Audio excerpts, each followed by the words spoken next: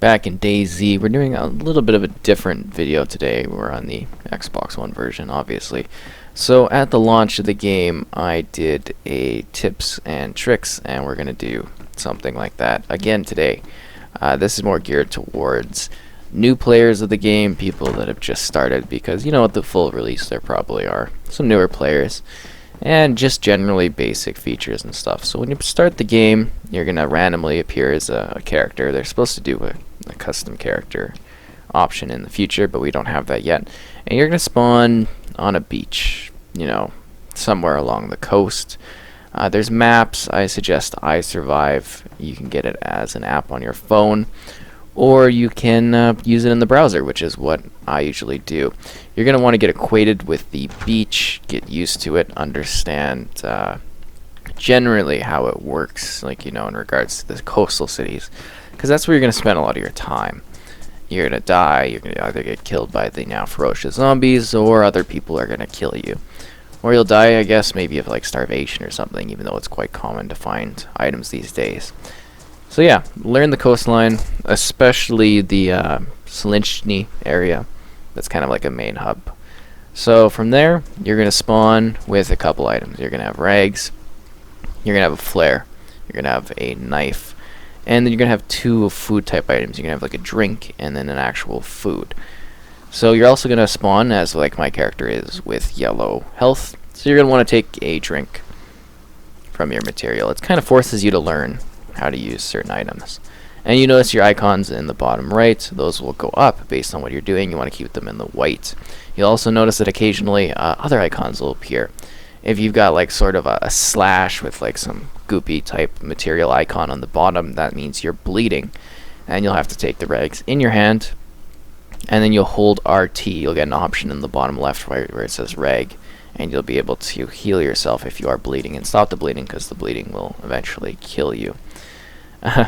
Aside from that, yeah, keeping the food and stuff, very important. You can get sick, and you'll see like a contagion type icon. It's kind of like a circle with some stuff coming out of it, and then you'll have to use certain materials in order to heal yourself. But anything specific, we're gonna have like videos and stuff covering, or I've done them in the past.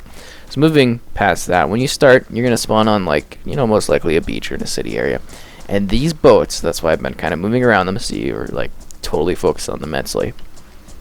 These boats are where you're going to find lots of great things. Canned food, like things like spaghetti. You're going to find drinks. You're going to find bags like what I have on my back. It's quite essential in regards to actual survival. Cool. So you're not going to actually spawn with a gun, but I have one because we're going to show off stuff later. So aside from that, the game has basic movement, so you can walk, which I suggest doing to keep your food and, you know, your water, your drinking resources high. You can sprint by clicking in the left stick. You can double tap LB, and that will allow you to have a zoom in at any point, so that's actually so you know kind of what you're dealing with.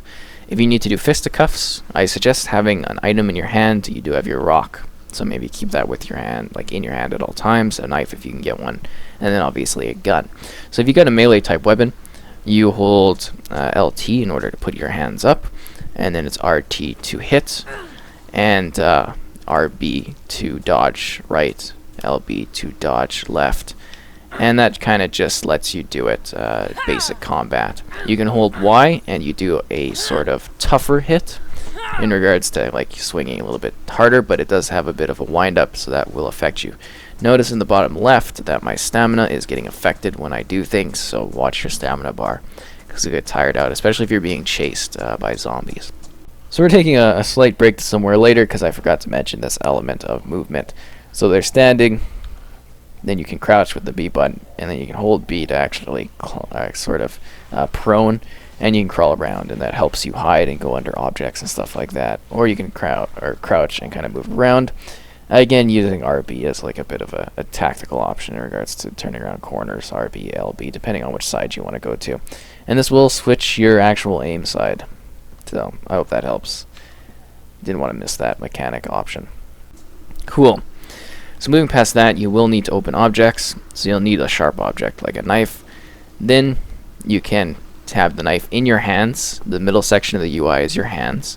RB kind of tabs over. You can use RT to switch quickly between the inventory items. And then you'll see in the bottom, as you wave over the icon, say canned sardines, you can click B to combine it, and you can actually open the sardines, and that will grant you access to food once it's open. See, we get this kind of wheel here, we've got the mechanism going, and now we have food that is opened, as you can see with the icon. You can double tap the right stick in order to go into first person, and you can hold RT to obviously eat food. So we got that with the sardines. We're going to put those away. Cool. When it comes to equipping items, you actually had to put stuff in your hands. So if you have a bag and you want to replace it with another bag, put the new bag in, put the new bag in your hands, and then go over to the icon and hold X to drop it. You can also hold X while you're just holding something in order to drop it on the ground if you need to do a quick drop. And you can easily press Y to equip it. Once the slot is open, you will manually need to move items over into the bag in order to use your new item if you're swapping bags out or clothing. Pretty easy. Cool, so we've got a gun. Guns you'll find, they're not super common. You'll find basic guns in some spots on the coast, but most of them you need to go to military zones, and again, something covered in other videos. But we got a gun here, and the guns, they don't really come with magazines, so we got a magazine here. We're going to show that off. I'm going to throw that to the ground. So we got the magazine. You can either wave over it, or you can actually go to the inventory. You can press B to combine it, and you will need to slot the magazine into the gun in order to use it. Pretty easy to go. So there we go. We've got the aim in for this, and then we have leaning mechanics using LB or RB. It says you can lean over the wall, and you can actually hold it and kind of adjust your lean to get more of a tactical lean if you want to lean against, I don't know, lean around a tree or something like this. You know, you can actually get like more of a protective on your body. I remember guns, bullets effectively make you bleed every time you're shot, so that is a big part of it. They'll kill you fairly quick. Zombies are a little bit tougher these days. You also have to manually load the magazines.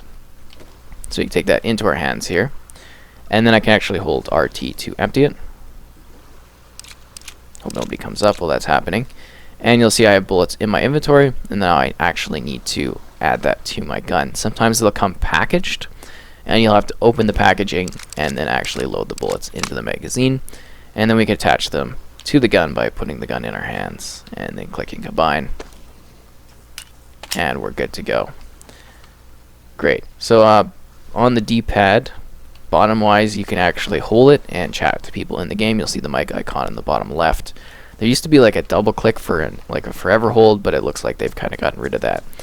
So moving to inventory, which is important. Now you can go onto guns. Well, you always could, but you know it's an important thing to go over. We have a quick select. You can also press Y to reload bullets into your gun. So anyways, we're going to do the quick slot. So you hold left stick, and then you pick it in your inventory. And we can do, I don't know, let's say the knife. We'll put that in this slot. That way when you're regularly moving around, you can click RB in order to pull up the quick menu. It used to be right on the D-pad, and now you can press A on those new items in order to switch them up and get your quick slotted item. Very easy to do. Right on the D-pad will open up a sort of communication thing, and this will allow you to do things like taunt people or send out emotions, and you actually do. Press A, and then you can see you're communicating with people non-verbally, which is helpful, I guess. I don't know. And then you click RT to kind of put it down, so you got to be careful in that regard. Obviously, you shouldn't really wear bright colored things. I like to wear red stuff just so people can see me, but you don't really want to be detected by people. And I think that about covers basic inventory type items and movement. So you notice there's a lot of slots here. You can have like sort of, it's not a vest, but it's like a holder, and you can put your gun on it. And you can also equip a gun, and you can also equip a weapon such as a spear. Spears are really good. I don't have the materials, but what you do is you take a knife, which I guess we could actually show here, and then you can go up to items to actually cut them. So trees, you should use axes if you want to cut off actual pieces of wood, but you can cut off bark and use that as a fire drill. I suggest watching my guide in regards to making fires, as that will help you with that. But other than that, you can take the knife and you can go to like a bush and you can cut the bush and you can get a stick, and you can use a stick for a lot of things, but in this equation you take the long stick and you're able to actually take bones from, say, a chicken or a person. You can combine it with the spear and you get the stick, and you get a very powerful type of weapon. So we're going to show off the equipping here. We can equip it, and it's on our back, and you notice how it's taking that slot up on the right hand side there. Pretty helpful. Cool, so now we're going to go over looting. So the world, it's got a lot of houses and stuff in it, which is kind of cool. So you got to know sort of where to go. Some houses aren't good. I find that like complexes, like larger buildings like apartments, really don't have any good items. You want houses like this, just the regular 1-story, 2-story. That's where you're going to find most of your loot. And again, if you need food or something, or water, using the coast and hitting those boats up is genius. Some trees that look like this will have, you know, food, kind of like apples or pears and stuff. They're kind of rare, but occasionally you'll find them just lying on the ground. That's a decent way to get some food. Not the best way to do it, more of like a last-ditch thing, quite honestly, or if you're walking by. So when you're moving into the world, you use X to close things, and I do suggest that you close doors behind you as you enter buildings in case zombies are chasing you. You don't always have to fight zombies. Sometimes it's quite a waste of resources to do so, but you know, the kind of choice is up to yours. Sometimes items have food in them, so it doesn't hurt to go over the item, you know, just using the back button to open up your inventory to see the vicinity, and you're seeing that on the far left column there, and that just kind of lets you know what's in the particular area that you're in. Again, closing doors is very helpful. If you get a lockpick, you can actually lock the doors, which is hilarious to do to others. Sheds usually don't really have any. Usually don't have anything too good. But here's a good example of having an item in something. Okay, so dry bags actually better for space. So you got to check like how much space you're actually getting when you use particular items. So we're going to show off the bag technique I was mentioning earlier. So you actually have to drop that, then equip this one, and then you can add stuff to it. Oh no, this is better. Yeah, okay, never mind. And yeah, there we go. Now we have a bigger bag. Remember, the bigger bag you have, it's because it's is this a mountain one? Yeah. The bigger bag you have, the bulkier you are, and the easier it is for them to shoot you, or for other people to see you. And color matters too. Obviously, a blue bag is going to be a lot more visible than like a green bag or something like that. And there's different tiers of bags that you can collect in the world. I should mention that when you hover over an item, you'll get a tooltip on the top right or top center there, and it takes a second in order for it to show up. And this is also where you can see what kind of rounds are used in the gun. See, this one uses 9mm, and you actually do have to match up magazines, the bullets, the guns. So there's a level of complexity to it, and it gets even more complex if you're doing things such as like trying to build a car and drive around and stuff. And you can check out the car video if you want further explanation on that. So there's different types of areas in the game. You've got regular houses, and then you've got like more industrial type places. That's where things you're gonna find like a gas lamp, and you can actually light the gas lamp with gas, but we're not gonna go over that this time. We've done that in the past. If you're wanting sort of like melee weapons like a shovel, you can actually do farming in this game if you get seeds and you build like a plot. You do want to go to the industrial areas in order to get certain materials. And they're also where you're going to find things such as like nails, or I'm trying to think of like a sheet metal or something, and that's what you use to actually build your houses. Notice how my water is going down. Usually you can find little puddles and stuff, and from there you're going to be able to actually drink from it. There's also usually fountains within areas, and you use kind of the map online or on your app in order to find where these water fountain type areas are, as they'll give you, you know, like a cleaner type of water. And you'll want to bottle water. You can put in bottles or canteens depending on what you have. And when you are moving around, again, the walking technique, it's not quite as good for, you know, video pacing, but it is the best way to reserve or conserve your resources. So zombies are quite deadly now. They have a fairly large range. We're going to just kind of show off zombies. So zombies, they'll chase you for like literally forever. The smartest thing you can do is find an open door and then close it. And then the zombie can't get you. Make sure you close both sides, because the zombies are ultra smart in this one. I suggest using a melee weapon and not wasting your bullets on zombies. So we're going to pull out my knife. Remember that items have health. You see the icon in the bottom. And what we're going to do, the goal for taking out zombies or creatures, is to continuously hit them with fast strikes in order to make sure that they can't retaliate. Because if they do, they'll cut you and they'll cause you to bleed, which I'm going to try to let this one do. Without killing me? No, you're gonna kill me if we do. Okay. Usually they cut you, so I guess I'm lucky that I didn't get cut that time. But you notice my health goes down. So yes, bottom left, you see there's a green icon. There's different indicators of damage. So the green icon is like good, but things can get wrecked. I don't know if I have any clothing that's sort of like damaged. See, it's all pristine right now. Maybe the gloves, hat. No, everything's good. So food and everything does have a usage to it. So you'll see a white bar under like the food items. You need a little bit more of the sardines. That's like the bar going down. And then you'll notice when it's in the inventory that it now has less of a white bar. That means it has been used up or spent. Pretty cool, right? And I guess we could do like maybe more advanced things. We haven't really shown off the lockpick. So you can actually sort of set the dial. And then they see like put a number, and then you can put this on a door in order to lock it. Well, I guess you gotta use like particular things.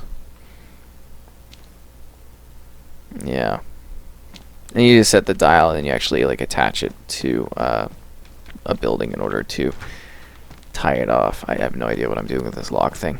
I've used it in the past, but yeah, whatever. It's not the focus of what we're doing today. Cool, so we're gonna put that away. Again, be careful of zombies. Only use guns in last-ditch efforts. This gun should be safe for other people because they are your threats. And because guns will bring in a lot of zombies. If you watch the one stream, it's just like I have the whole town that I'm fighting basically. And the zombies, it's quite a large perimeter. I don't know if they're going to be adjusting it in the future, but the zombies hear you, they'll come for you, and they're quite relentless and powerful nowadays. You just got to be smarter and more tactical in regards to dealing with them. Yeah, I was doing so well until I pulled out the combination lock. Anyways, again, these types of buildings really good for getting more sort of like business type resources, which makes sense. You get like hard hats and stuff. And people are asking about the epoxy. That's actually for fixing plastic things. So that's kind of what it fixes. If you're wondering what the epoxy stuff is, it's pretty useless. You can go on ladders, but I suggest being careful because ladders are like kind of glitchy still. You can hold in left stick and you'll move faster.